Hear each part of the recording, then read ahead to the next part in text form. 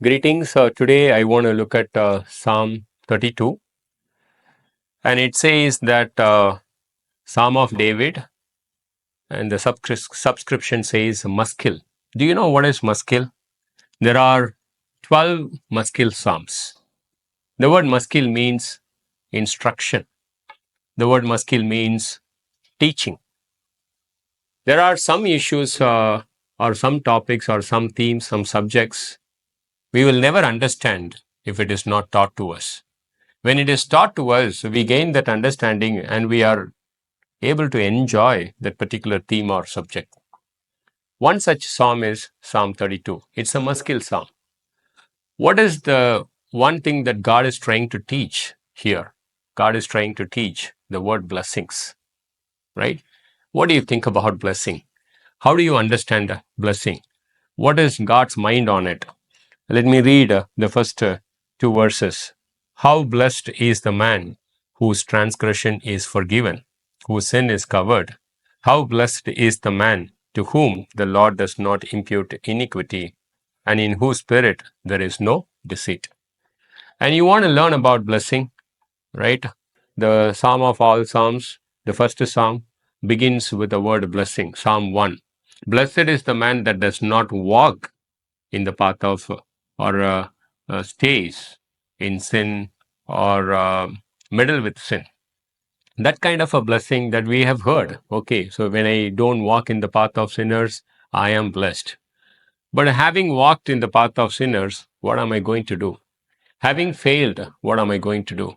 Did I lose my blessing? But here comes David, and he is trying to teach us. Let me teach you more on blessing. Blessed is the man whose transgression is forgiven. Wow. What an opportunity for us to be forgiven. And then he uses another word. Blessed is the man whose sin is covered. Then he uses another word. Blessed is the man whose iniquity is not charged into account. Right? These three words are not synonymous in its nature. It covers the entire spectrum of sin. One is sin, the other one is transgression, the third one is iniquity. Transgression or the transgressor must be prosecuted, but here this guy is forgiven.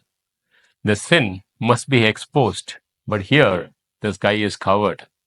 The man who is in iniquity must be charged, but here the charge is not taken into him. Why? In this man, in his spirit, there is no deceit. What do you mean by there is no deceit? This guy who has sinned and this man, that is David, transgressed and lived an iniquitous life, and he comes before God and he lifts his hand, and in his spirit there is no deceit, and he goes before God and he says, God, against who you I have sinned.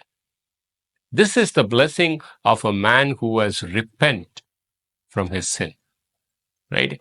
So, of course, the first psalm says, blessed is the man who does not walk in the path of sinners. But having failed, if you are in sin, I want to give you the instruction, maskil, of a blessing from God.